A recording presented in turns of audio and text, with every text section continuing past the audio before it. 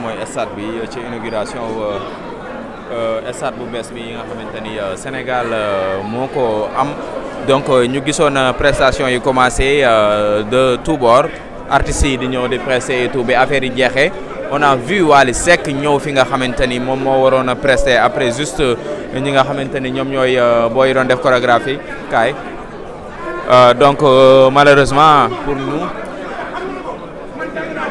kaay.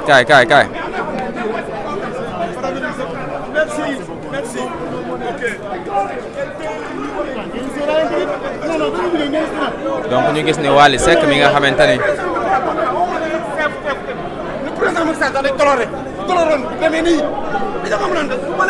Elane lan la.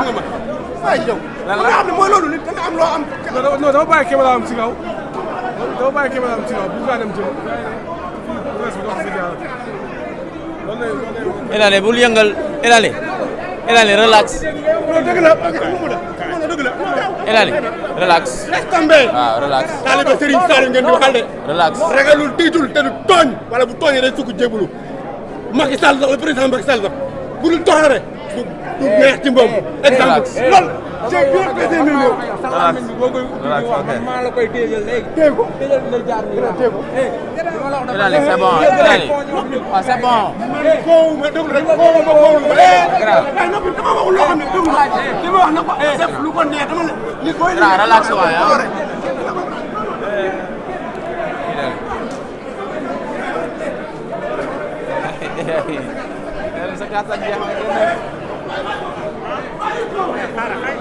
kaay Fadiga ma ngi noonu jëlal ma image yi Fadiga Kalidou Fadiga le buteur il est là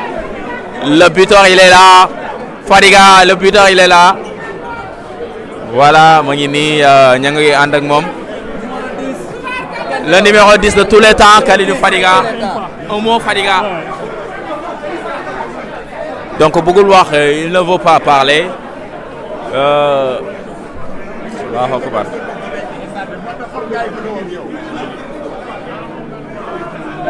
Pardon. Que ressentez-vous aujourd'hui? Ouais, mais je pense que c'est pas le plus important. Hein. Je pense qu'aujourd'hui, le plus important, c'était surtout d'avoir cette communion avec le peuple sénégalais, de remercier le président de la République pour ce magnifique stade sur lequel on a pu aujourd'hui effectivement profiter et voir un petit peu que le Sénégal n'est pas seulement champion d'Afrique sur le terrain, mais aussi dans les stades et en dehors du terrain. On a vu cette communion et pour nous c'est ça le plus important. C'est vrai que après c'est anecdotique le fait de marquer le premier but. Oui, mais quand même ça reste symbolique que ça vienne de vous. Ça reste symbolique. Un des premiers binationaux je pense. Ouais. Pour moi c'est une fierté. Je me rappelle encore quand je venais en payant mon propre billet d'avion, en payant tout ce qui y allait, parce que je suis d'abord avant tout sénégalais, fier de l'être. Et donc ça ne changera pas. De voir en fait aussi nos jeunes frères pendant cette Coupe d'Afrique célébrer de la manière dont nous on célébrait. On peut se rendre compte que les générations passent, mais que l'affection et l'amour entre Sénégalais dure et perdure. La crêpe du football sénégalais qui se retrouve ici, ça vous fait quoi aujourd'hui? Toujours une fierté, comme je disais, un honneur pour moi d'avoir été sur le terrain avec des gens qui nous ont donné l'envie justement de devenir des footballeurs professionnels, de représenter notre pays dans les plus grandes compétitions. Quand je vois mon oncle Boy Bandi, quand je vois l'ancien Roger Mendy et toutes ces personnes-là, on ne peut pas assez leur dire merci, parce que c'est grâce à eux si aujourd'hui nous sommes encore là. Et bien sûr, on leur rendra toujours hommage, mais c'est toujours mieux, c'est toujours plus beau, et c'est toujours plus sincère à mon avis de le faire de leur vivant. Merci beaucoup Fadiga. Donc dégg ngeen li nga xam moom mooy réaction am après le match, après le but marqué, vous avez vu Kalidou Fadiga sa réaction, sa première réaction par rapport ak bi nga xamante ni moom la dugal. Contentement la si am rek ak mbégte parce que c'est un Sénégalais et tout. Nee na nag le plus important du lu mu dugal bi mais d'avoir participé à cette belle fête là. Donc kaddu yooyee la Kalidou Koulibaly yëkkati donc Univers Info TV lañ ko àndaloon. Donc Amath dañuy avancer rek xool encore beneen kii. bàyyi tuuti mu waaj bàyyi tuuti dafa dof xam nga dof. El Hadj Ousseynou Diouf kaay donc vous voyez El Hadj Diouf donc nous sommes avec le double ballon d'or africain El Hadj Ousseynou Diouf. El Hadj sa première réaction par rapport ak fête bi nga xamante ni am na tey fii ci Sénégal. El Hadj Diouf.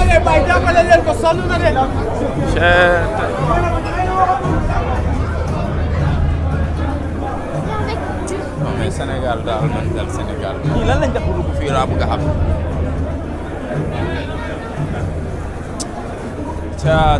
waaw mais mon frère. nga gisee. yaa ngi doxal. non wóoruma nag. mais naka mu gaañ. yaa ngi doxal quoi. ñu ko gérer. waaw ñu ngi gérer. waaw amul ragal. jaajëf frère. dëgg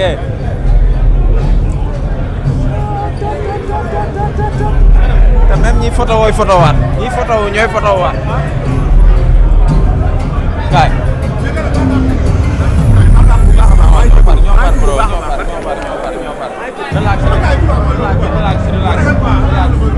relax. ñun fu ñu jëm ay man lii ba jàmm na. kaay Pape Thiaw kaay.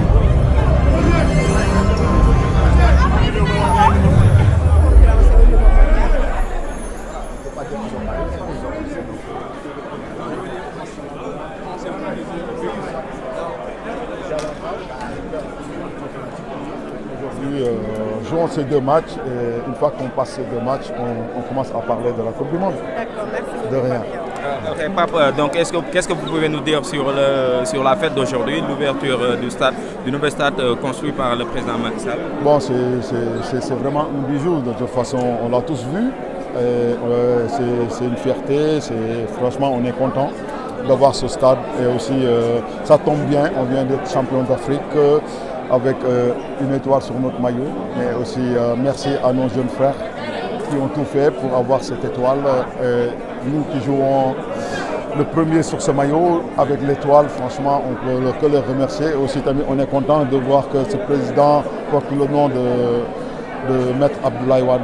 Et merci aussi à ceux qui l'ont pensé à cette idée et ceux qui l'ont donné ce nom. D'accord. Merci beaucoup, Pape. Merci. On va pas vous retenir trop longtemps. Donc.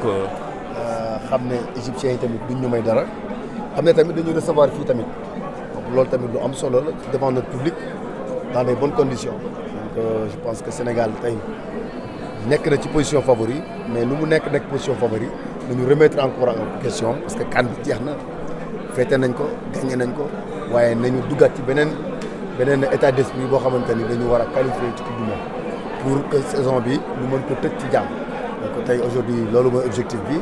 Aliou Cissé xam naa ko xam naa ne pour préparer loolu yàlla may na koy argument donc on compte sur lui pour mu redémarrer waat affaire bi à 0 mu naat ne gaynde yi ne ñaari match yi ñëw de match piège danañ ko football ak jàmm bu ñu demee foofu négocier bu ñu ñëwee fii rek dérouler le programme incha allah. merci beaucoup Alassane Ndour moom moo doon wax loolu donc gis ngeen li nga xamante ne moom mooy réaction am aussi di wax par rapport ak match Sénégal bi war a am contre Égypte di barrage Coupe du Monde 2022 nee na nag nañu fàtte ni jël nañ li nga xamante ni moom mooy Coupe d'Afrique bi waaye ñu concentré wu ci li nga xamante ni moom mooy ñëw te bañ a naagu donc kàddu yooyu aussi la yëkkati toujours ñu ngi ci coulisses yi di jël joueurs yi nga xamante ni ñoo ñëwoon bokk ci légende sénégalais yi ñëwoon sénégalaises autant pour moi yu ñëwoon pour assister li nga xamante ni moom mooy bii les ouverture stade bu Abdoulaye Wade si Diamniadio donc voilà dañuy continuer rek di jël réaction yi dañuy continuer rek on va continuer à prendre les réactions Amath donc ñu am fàttali leen ni Wally Seck il était là bëggoon na jouer mais dañu jékki-jékki gis Wally Seck génn y a d'aucuns qui disent que Wally Seck dafa génn dem parce que son bi nga xamante ni moom ci la waroon jouer waa Subatel yi ñoom ñoo koy gérer donc raison pour laquelle ñu saboté ko ndax gis ngeen bi prestation bi njëkkee am na ñoo xamante ni dañu ñëw jouer affaire yooyu dem après moom bi mu ñëwee taxaw na ci kaw scène bi lu yàgg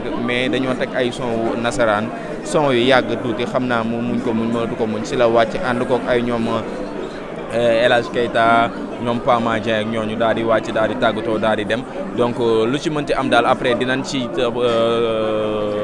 dinañ ko topp dox ci ay jéego ba indil leen ko ni mu gën a leeree parce que à chaud nii mënuñu xam carrément exactement ce qui s'est réellement passé mais lu ci mënti am après incha allahu rabbi à travers Univers Info TV dinañ leen indil li nga xamante ni moom mooy réalité des faits à tout à l'heure